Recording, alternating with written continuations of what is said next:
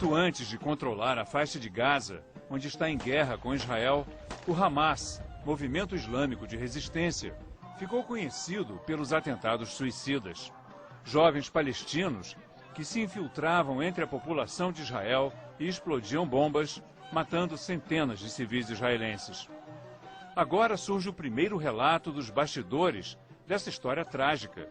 O livro Filho do Hamas, que acaba de ser lançado no Brasil, é a história do jovem palestino Musab Hassan Youssef, filho de um dos fundadores do Hamas, que se desiludiu com a violência da organização e se tornou espião, ajudando Israel a prender um grande número de terroristas. Musab vive hoje nos Estados Unidos, para onde veio depois de 10 anos, ajudando Israel a combater a organização que o próprio pai, o xeque Hassan Youssef, ajudou a criar. Convertido ao cristianismo, ele acredita que sua mensagem, o amor ao inimigo, é a única forma de superar a violência no Oriente Médio. Ameaçado de morte pelo Hamas, deserdado pelo pai, Musab anda sem seguranças, mas não dá endereço ao telefone. A equipe do Milênio gravou a entrevista com ele no estúdio da Globo em Nova York. So let's start, Musab, by talking about your youth, when you grew up in the Palestinian occupied territories. How was it to live under the Israeli occupation? For a child, this is one of the worst environments to grow up. And I was witnessing lots of killing, lots of death. I was living next to a cemetery, and all the dead bodies would come there. People were killed and shot by the Israelis. It was very difficult for me as a child to be witnessing all this violence. Today also the children of Gaza, the children of the West Bank, having grown up under the same circumstances. Also Jewish children are witnessing lots of violence. Maybe not as much as Palestinians are witnessing, but it's a new generation that is fed on violence and blood, and I am afraid for the future of the next generations to come from the Middle East. And I hope that soon leaders start to recognize the psychological impact on those children, so we don't produce more hateful generations for the future. Your father is one of the founders of Hamas, but if I understood well reading your book, he didn't want you to be part of Hamas. You were not recruited, you were not really one of the Hamas men. Why? First of all, did I want to be one of Hamas men? I was asked to be close to Hamas, not to be involved with Hamas. By your father? In fact, that was by the Shin Bet later on, but by my father. It's the heart of the father, and he didn't prevent me of participating in Hamas, but I could see in his eyes that he didn't want me to get killed or get hurt or even being imprisoned for that reason. He thought that it was enough for him to be facing all this type of problems, and while he's gone, he was relying on me to take care of my mother and my brothers. So in his opinion, if both of us were gone, nobody was there to take care of the family. But when you were 18, you wanted to kill Israelis when you saw the violence around you. And you bought weapons and you were arrested for that, and you were tortured in prison. Mm-hmm. How did you feel about the Israelis when that happened? For any Palestinian, I say that I used to hate the Jews, and Muslim Palestinians hate the Jews for two reasons. The first reason is ideological reason, that the God of Islam doesn't like Jews. The second reason, that they view Israel as an occupation force, and Israel is occupying the Palestinian territories. And it used aggression, assassinations, killing many times. And I don't justify the Israeli aggression no matter what, while I understand the right of Israel to live. But for this aggression, And for this ideological problem, Palestinians in general want to fight Israel. So some of them think this is how we defend ourselves. Some of them want to take revenge from Israel for the hate that was produced because of this environment. I was one of those victims, and I thought the way to gain our freedom would be by killing Jews. So I wanted to kill Jews. Later on, as you said, I was tortured. I never killed a Jew. I never used the weapons. They didn't work, and I was arrested before they were used, and I was tortured in prison under the Israeli authority. And then the Shin Bet, the security organization in Israel, invited you, asked you what happened. They wanted you to be an informer, and you wanted to use that to infiltrate them so you could kill them. Is that what you were thinking at the time? Yes. At that time, after I was tortured, in fact, while I was under the torture, the Israeli Shin Bet, Israeli intelligence, asked me to work for them. I was asking, are those guys idiots, or what's their problem? They're torturing me, they're arresting my father, they're killing my people, and they're asking me now to work for them. I thought that would be a great opportunity at that time to infiltrate the Shin Bet and fool them and kill them from inside. So I was 18 years old, I was full of hate. I had enough reasons to hate them. In fact, they gave me all the reasons to hate them and want to take revenge from them. I decided to work for them and fool them, and this is how I started working for the Shin Bet. But how did your mind change about that? Later on, I was transferred to a prison where other Palestinians and Hamas leaders were torturing their own members. And I was shocked. I understood the Israeli torture against Palestinians and persecution. But what I couldn't understand, why Hamas and Palestinians are torturing and persecuting their own people. Fatah tortured its own people, and Hamas learned the lesson from Fatah to torture their people. Most Palestinian factions tortured their members and killed some of them for the accusation of collaborating with Israel. Now, I started to question, what's the difference between the Israeli torture and the Palestinian torture? Why do I hate Israel because it tortured me, and I don't hate Palestinians because they torture my friends? And they could even torture me. So I had to be somehow honest and think as a human being, not as a Palestinian and as Israelis. And I saw ugly side of Palestinians as I saw ugly side of the Israelis. And to me, torture was torture, and that opened the door for the journey of questioning that took several years after that. But you were so close to your father. Did you talk to him about that? Of course, I talked to him about this, and I knew that he disagreed. In fact, he was the one who stopped the torture in prison when he was transferred to that prison. My father is a very forgiving person, as many Palestinian people, that they are wonderful people. And they are victims of some of the bad ideologies and religion. Now, those people, like my father, they tried to help the situation. Even they never killed a Jew. Maybe they justified killing a Jew somehow because they understand this is how we resist ourselves. But they're not terrorists in the nature. They are not. If you put my father with other Jew in the same room, I am sure that my father is not going to kill that person, because he cannot kill a human being. But to him, this is justified when he sees angry young men going and killing Jews, because he would say, okay, this is because of the Israeli aggression.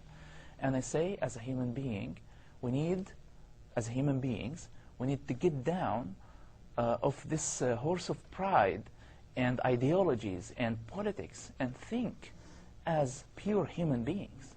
Because in this case, humans are fuel for this endless cycle of violence. The Shin Bet helped you to pay for your university studies, and they let you for 4 years to be like aside. You weren't working for them, really, until the second Intifada. The second Intifada is when you started to work as a spy for them. And you say that at the day of decision, there was a day when you decided to really start doing this. What was in your mind in that day? After I was released from prison, the Shin Bet invited me for a meeting. And I went for the meeting. As I told you, the original plan was to fool them. Now I went to the meeting. And in the meeting, they were very friendly. And we discussed what happened in prison, the torture that was going on there, to discover that my people, Palestinians who were killed or tortured, my friends, they were victims. They didn't have a clue or anything of a relationship with the Shin Bet, the Israeli intelligence. They were innocent people. They were not collaborators. They weren't collaborators with Israel.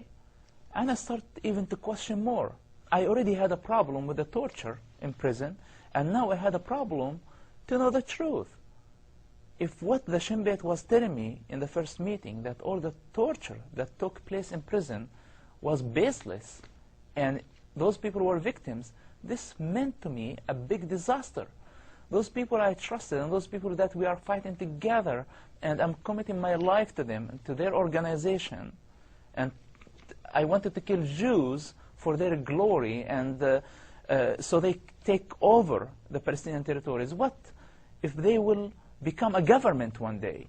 Will they also torture everybody the same way they tortured everybody in prison? Now, I'm not saying that this is enough not to trust any Palestinian leadership or Palestinians at all, but I had to judge everything regarding to a pure human morality at that time. And I became very curious. I wanted to learn more. And unfortunately, that I was learning this from my enemies, who I wanted to kill, not from my people. My people weren't honest. Even my father wasn't honest enough. Maybe he was blinded totally to see the truth.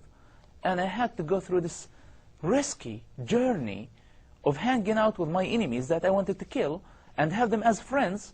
And later on, we really became friends because I saw a big amount of honesty and responsibility in their behaviors. And I was fascinated about that, and I respected that. So later on, we became friends. Of course, they took care of my study university, but that wasn't the main motive to me as a person. What was the main motive when the second Intifada began and you actually began to work as a spy? It's a mixture. The first motive was taking revenge. That was the original motive. Later on, it was the motive of knowing the truth. What's the reality of this conflict? Why people are killing each other? Why was I tortured? Why was witnessing for all this blood? Who's really responsible for that? Mm-hmm. It was the journey and the motivation of discovering the truth. And later on, while I was confused, because simply, as I told you, I started to want to take revenge, and later on we became friends. So when I start to look at myself in the mirror, I say, what in the world I am doing? I am hanging out with my enemies as my friends.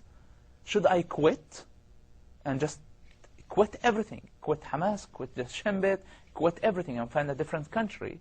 Or what? During that time, I met Jesus Christ. I met an evangelist who invited me to a Bible study, and he gave me the Bible. And I was reading the Bible in Matthew, saying, love your enemy. And that shocked me, because during that time, practically, I was in a relationship with my enemies who I wanted to kill, and we became friends. So it made perfect sense to me. Love your enemy, unconditional love. Don't hate anybody. Your problem is not with man. Your problem is with the bad spirits. And I was fascinated about Jesus Christ's teachings. Now when I start to adopt Jesus Christ's standards, not Christianity as a religion, Jesus Christ's message of love, which is equal to God in the Bible, I adopted those standards in my life, and I had a new motivation. Now my motivation wasn't the new motivation in Jesus Christ, in the Christian faith, didn't have political agendas, didn't have agendas to support Israel or even support Palestine. It was the agendas of saving a human life, because I was in a position where I could give information about a suicide bomber who was going ahead to kill and blow himself up in civilians, innocent people, children, women, and old people. And that was my final motivation, to serve the cause of love through my working with the Shin Bet and Hamas at the same time. After working for Israel for 10 years, you decided to stop and come to the U.S. Why did you do that? First of all, I was living a very difficult life, and nobody knew about me. I was Christian undercover.